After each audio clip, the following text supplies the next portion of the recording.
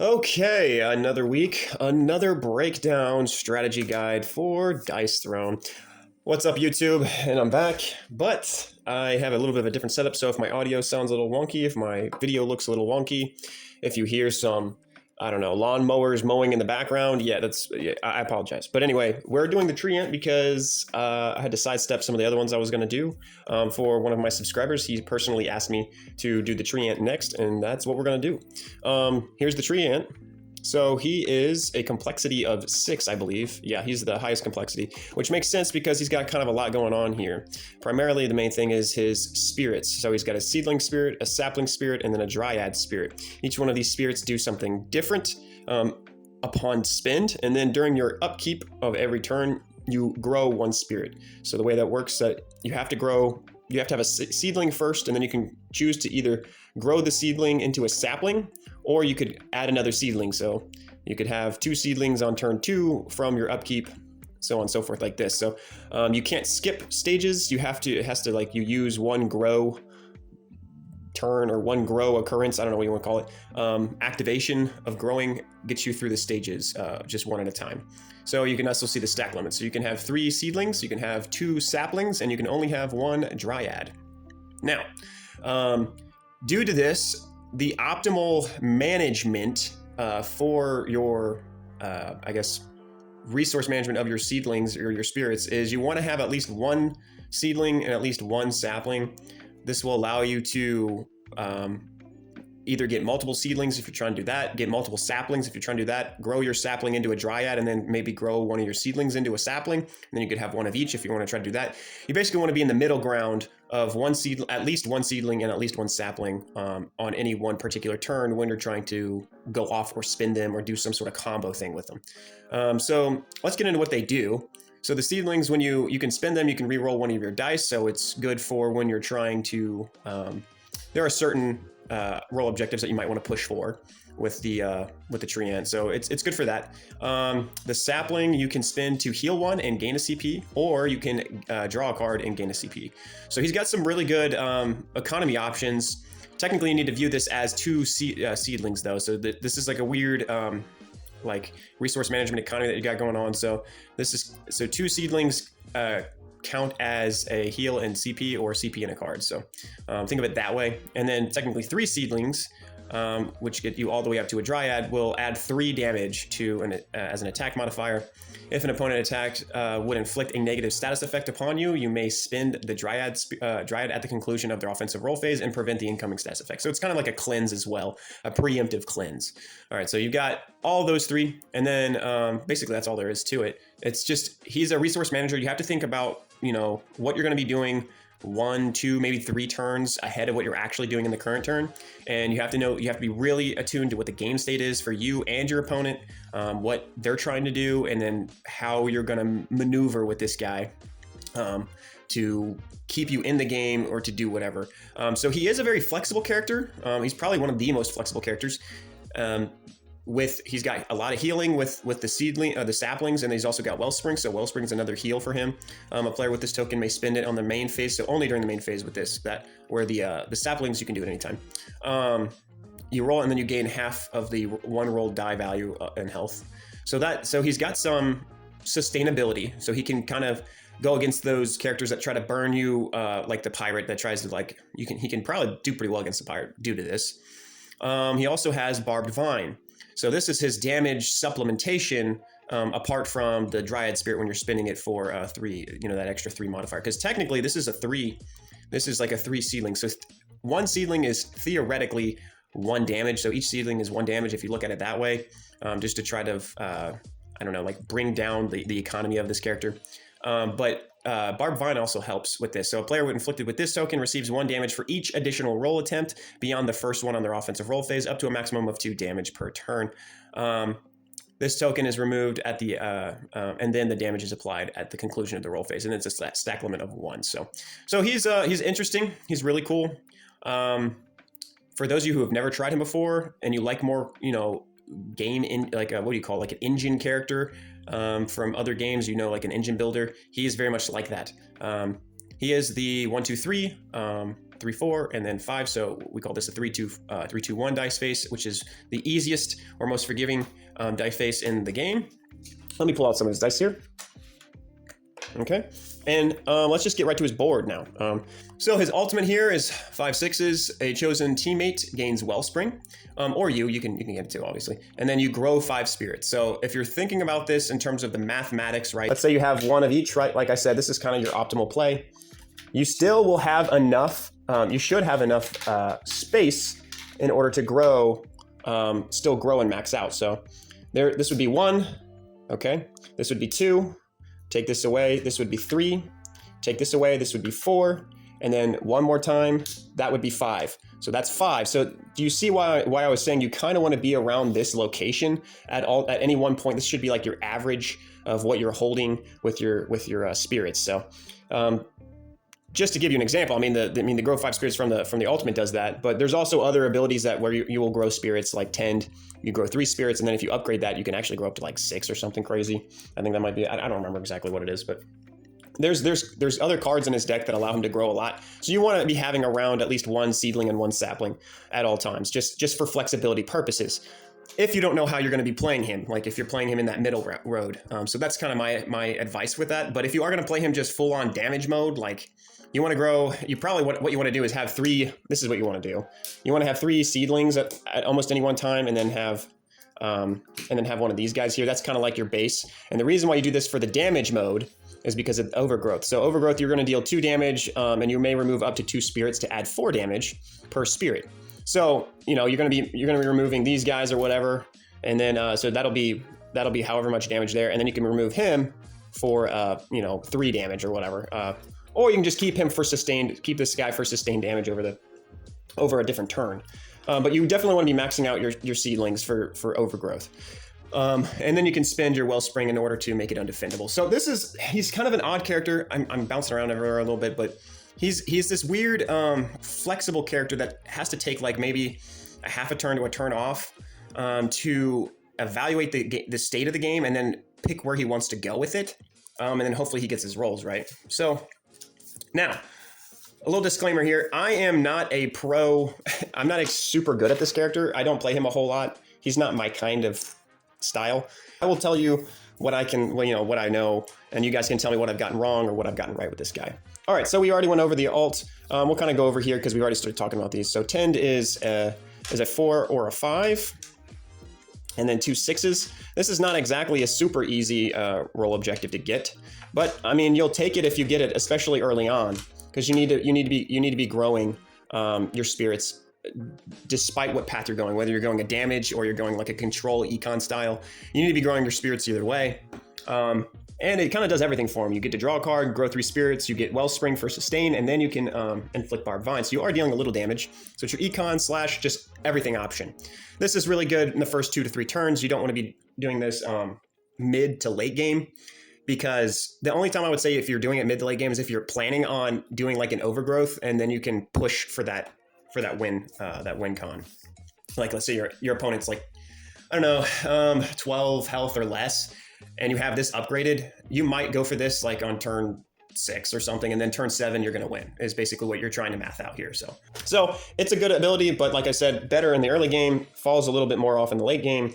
It does have an upgrade. Here's the upgrade. It's worth 2 CP. It's worth noting that because of your economy options, you do have good econ with this character. You can be a little bit more liberal with how you play your upgrade cards. So it changes grow 3 spirits to 4 spirits. And then it also gives you Cultivate. Oh, this is the one that you grow 6 spirits. I knew there was one on there. So you can grow 6 with this one. It adds Cultivate, which is like a backup roll if you're going for 10 and you miss it. So then you can just grow 6 spirits instead of, grow 4 and then get all the things. So it's not a bad upgrade, but and it's like every other upgrade. Basically worth playing early in the game, especially if you're going to go the control economy route where you're going to try to force an ultimate or something. It's definitely one of your primary cards that you're looking for in that route. But if you don't get it and can't play it in the first, 1 to 3 turns, I wouldn't mess with this. It's a sell. And that's just with most characters, like things like that. Let's go to Overgrowth since we started talking about that already a little bit too. So I already mentioned it. So it's this combination of dice. It's your, you need 3, 4 or 5s, and then you need 2, 1, 2 or 3s. So it's not super easy on this either to get. This isn't the easiest role objective either, but you're gonna get it you're gonna take it when you get it, because this is your best damage option besides your ultimate. So you can do 2 plus 4 per every 2 spirits that you discard, right? And then if you discard your Wellspring, you happen to have Wellspring, you can make it undefendable as well. So like I said, this here is basically the equivalent of discarding 1. You don't want to, because it says remove up to 2 spirits, add 4 damage per spirit removed. So this one is weird because you can remove it to get that extra damage, but typically I just keep this. When I do play this guy, I don't play him a whole lot, but I keep this here, and I just remove my seedlings or my saplings, and then I keep this for the next turn or something, or, you know, that defensive option if someone's going to hit me with something that's worth cleansing before it even gets on me. So there is that. He usually is just, you know, on like maybe like my Splinter or my my straights is what I use him for. You don't get into him a whole lot though, to be completely honest with you. Maybe once or twice a game you'll get a Dryad, but that's how I play. Like I said, I don't know. There might be other ways to play this guy. Here's the upgrade card. It's 2 CP. It increases the damage from what is it? Yeah, 2 damage to 4 damage. So that's a big increase, to be honest with you. And then it also gives you plant, which you can grow 3 spirits. So it's another grow option. Yeah, this I almost think this card is something that you always play just because of the extra damage here. Because this is kind of one of your closers. I've already mentioned this already. So like making it undefendable, getting 4 extra damage per spirit. So that's, if you're just doing the minimum 2 spirits, that's 8 damage plus 4. That's 12 damage, making it if you make it undefendable, but you're typically going to be doing that with this card. That's the whole point of it. Or with this ability, that's the whole point of it. Yeah, that's 12 damage just on base after you've upgraded it. So yeah, this is a really good one. This is technically more damage and better than your ult, so it's a little bit easier to roll this. Really good card. I think you almost always play this card.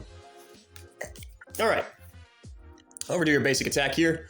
See, it's just your 1, 2, or 3 options, and then you have your different levels. So you can get 5 on 3 of a con, not 3 of a con, but 3 of the symbol, 4 on 4 of the symbol, and then 5 on 5 of the symbol. And then you may discard 1 spirit to inflict Barbed Vine. You're gonna actually want to be doing this, especially early in the game. You do want to have Barbed Vine inflicted as much as possible, because that's going to be your supplemental damage. He has the Treant has okay damage, it's like average, but when you inflict that Barbed Vine and then you use your Dryad spirits, it becomes above average, but it just takes, you know, that setup. He's an engine character. It does have 2 upgrades. Here's the first one. It's 1 CP, so I always like these characters that have these 1 CP upgrades.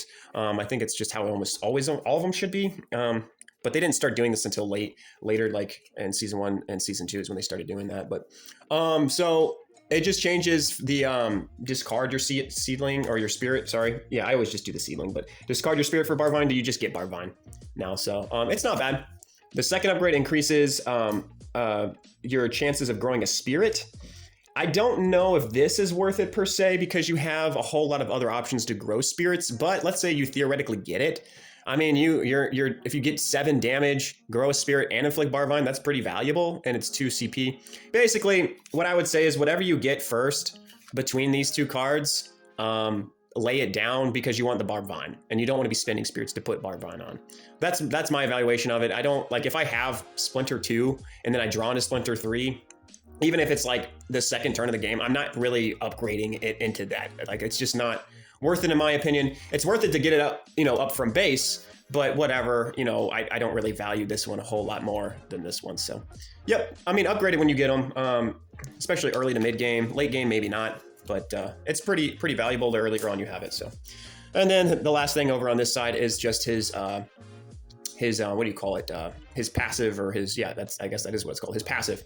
On your upkeep, you grow spirit. Now, it is something to keep in mind. These characters that have passives mean that's an entire slot of no ability to roll for. So even though he does have easy roll like an easy roll dice anatomy layout, it doesn't mean that he's actually easy to roll for. So, because this is kind of hard to get, this is kind of hard to get, there's going to be a lot of times when you just fall back on a Splinter, or you fall back on your small straight with this character. And I'll show you that when we start doing the roll examples. So speaking of his small straight, let's go into it. Basically, it's the same exact thing as your basic attack. And this is pretty typical for a lot of characters. It's almost the exact same thing, where it does similar amounts of damage, and then it also gives you that little status effect on there too. So basically, this is like an upgraded, maxed out Splinter or basic attack. So this is strictly better than a basic attack of 4 of a kind or 3 of a kind. It's equal to a basic attack of 5 of a kind, so if that makes any sense. All right, so you'll take it when you get it. This is going to be one of your more reliable damage options. It's good. It does have an upgrade. Let me find the upgrade. Here we go. Vengeful Vines 2. So it increases the damage by 1 on your small straight and then gives you Bitter Root, which is actually kind of interesting. You can deal 1 pure damage per spirit. So if you're maxed out on spirits, this actually does a bit of damage. You can get, you know, all of them on here. However many that is. What is that, 6? Yeah, 6. So you can get up to 6 pure damage here, which isn't a bad option. You know, and it gives you a fallback roll for when you're going for that overgrowth, which is what you're trying to do undefendable damage anyway. So I think this is almost always an upgrade, even kind of mid to late possibly, just because of that. Depending on your board state and how you're like how's your engine going with your spirits. So I like this upgrade a lot for him, just because it gives him that extra damage that you don't get on the basic attack, and you're going to be needing some damage, you know, on this character. And it gives you this little backup roll, which is not a bad backup roll if you're maxed out, you know, on your spirits or whatever. So yeah, it's not bad. It's not bad. Most of the time, play it. All right, down here to the large straight. 8 damage, then you roll 4 dice. On your 1 through 3, you add 1 damage. On a 4 or a 5, you gain Wellspring. And on a 6, you grow a spirit, depending on how many 6s you roll. So this is actually highly damage option. It's not undefendable, unfortunately. So more than likely, you're going to be just, you know, dealing 1 or 2 extra damage and then gaining a Wellspring and then maybe growing a spirit. But it's on average, it's going to be 2 extra damage and maybe a Wellspring. Oh, it's good. I mean, you're going to take it when you roll it. It's a good damage option for him. Here's the upgrade, 2 CP like most upgrades, and then gives you a secondary roll, which is odd because this secondary roll is actually equivalent to your 10 upgrade if you look at that. So you have when you roll, if you have both these upgraded and you roll this, you have to choose between what you want to do. I guess it gives you optionality for that roll objective, and it kind of lets you go for that roll objective. But that's sort of a weird thing just to kind of look at and think about. Anyway, all right, let's actually get back to this one. So on the upgrade, you roll all 5 dice for the rider effects, and then you do get in Rapture. So inflict Barbed Vine and then deal 4 undefendable damage, which can be increased by your Dryads. So it also gives you another undefendable option. So this could be 7 if you use this, which isn't too bad actually. I mean, it's good. It's good. I actually do think it might even be what would you call it? Worth it just for this alone, for the undefendable damage option, because you're going to need that with this character in some matchups. But, you know, it falls off the later in the game. So I'd say early to mid game, if you're needing the undefendable damage specifically, it's worth playing. If not, it's a sell. If you're not valuing the undefendable damage, I wouldn't mess with it. Okay, mini ult. You grow 2 spirits, deal 5 undefendable damage plus 1 damage per spirit. So it's at base at least doing 7 damage. If you're already been growing spirits, this is really good, especially since it's undefendable. This is a really good ability. I like the ability a lot. It has an upgrade. So now you're dealing 1 extra damage, and then you gain Nature's Blessing, which basically just gets you all the things. You grow a spirit, heal, gain CP, and then draw a card. I said that out of order, but whatever. If you're going to upgrade it, I'm upgrading it for that extra damage. This is your finisher option as well. You know, he's got a lot of actually, when you get him upgraded, he's actually got a lot of finisher options. So he's got a lot of undefendable and finisher options. If you're able to dig into his deck and then, you know, have all that CP, he does have that economy to be able to do so. He's really good the longer the game goes, as long as he's not playing against someone else who's better than him when the game goes long, if that makes any sense. He's this weird middling character. He's just like a do-it-all guy. So, like this one is purely, I think it's purely when you draw it and what style of play you're going to be playing. And if you like this card, you can play, like it's like your own discretion. I like playing it. I like to play damage. I like rushing. You know, I like building and then blowing up. You know, that's kind of my play style. So this is something I do like to play. It gives me more options. You know, because if you don't have this, or if you don't have, you know, if you don't have Overgrowth, this one upgraded, might as well upgrade this, I guess, because you can kind of roll into it. You can spend your seedlings to get re-rolls if you roll like 3 6s off the bat, or if you have 6, you know, you're gonna have economy to kind of go for an ultimate with this guy, and then if you get pushed back to this, that's fine. It'll be fine, I guess, at that point, I guess. So I don't know. It can be worth it, but not always. So I don't know. I think sell most of the time, but it just depends. You got to know what the game state. This guy's like so complicated in that regard. Like you've got to know what's going on in order to play this dude optimally. All right, so here's his defense. On your 1 through 3, you prevent 1 damage. On your 6, you prevent 1 damage. And then you have to have double of these. On a 4 or a 5, you have to have 2 symbols, though. You can grow a spirit. So he prevents a decent amount. You only roll 3 dice. He can prevent a decent amount. So like that's 1. And then I grow a spirit. So you get 2 things no matter what, typically. Let's see if I can show you. Yeah. So you're always going to be at least preventing 2 damage and getting 2 things. Now, it does have an upgrade, so it's not bad. The upgrade is expensive. It's 3 CP. It gives you an extra dice, and then it also adds, if you have 2 of these 6s, you can gain Wellspring. It actually is worth it, I think, because if you do ever get 2 6s, like actually I just rolled 2 6s, crazy. You can I think this is how the ruling works. I'm pretty sure this is how we play it. I think you can actually get both of these.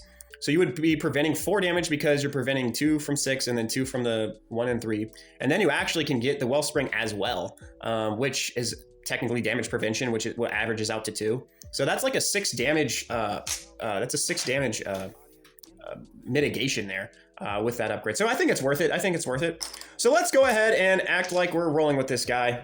So our upkeep, we do get that 1 seedling guy. Let's go ahead and roll. So I have a small street already, and I might take that depending on what we're doing. But we are set up kind of close to an overgrowth. So this is where you gotta kind of, what are you trying to do here? Overgrowth isn't gonna help me now because I don't have any seeds. I do kind of need some spirits. I could kind of go for that, but I think the safe option is to just go ahead and keep the small straight, maybe go for the large. Okay. And then in that process, we ended up getting a tend. So if you want to do tend, go ahead and use tend here, or if you want the small straight, you know, for the damage and then the barbed vine, go ahead and go for the damage. But I think because it would be turn 1, I would probably go for this just to get my spirit engine rolling here. That would get us to this point here. So we grow this here. So that's 2 growths, and then that would be 3 growths right here. So we're now at this point here. Or if you're thinking you're gonna want to attack them next turn, you could just move this one up into a dryad immediately, and then have this kind of an option. So it's not hateful. This is actually pretty good here if you're going for that damage route. This is more the control route. This one is more control. So yeah, so that would be like roll 1, let's say. And then we also got Wellspring, so now we could set up for an Overgrowth next turn. So here's our upkeep. We gain 1. And then now Overgrowth actually looks really enticing if we can get it. So just imagine I have a Wellspring here.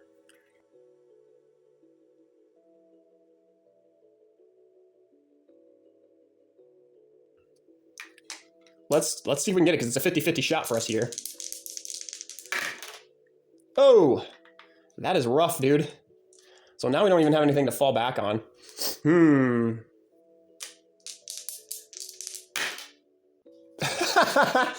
Look at this. This is why I don't play this character, because clearly I don't know what I'm doing. Oh, we just whiffed. I don't think we got anything on that. Okay, well, there you go, guys. When in doubt, just take your small straight or your splinters, man. Goodness gracious. I didn't think there'd be any possible way I'd do that. That's crazy. Well, there's that. I'll do one more here just to see if I can figure anything out. Oh goodness.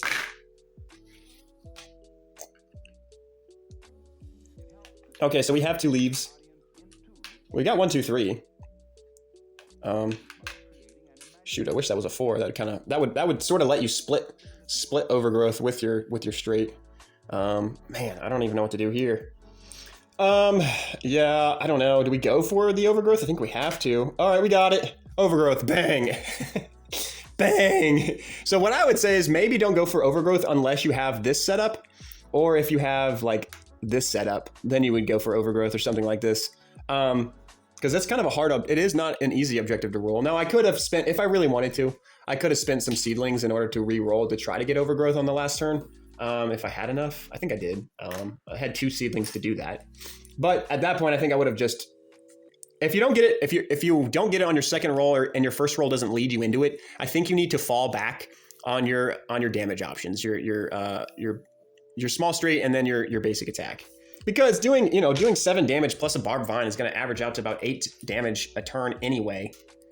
And that's not bad. Even though it is defendable damage, it's not bad. So now that I'm kind of just testing out this guy again for the first time, maybe this character is of, maybe that's highest priority. Get to this first.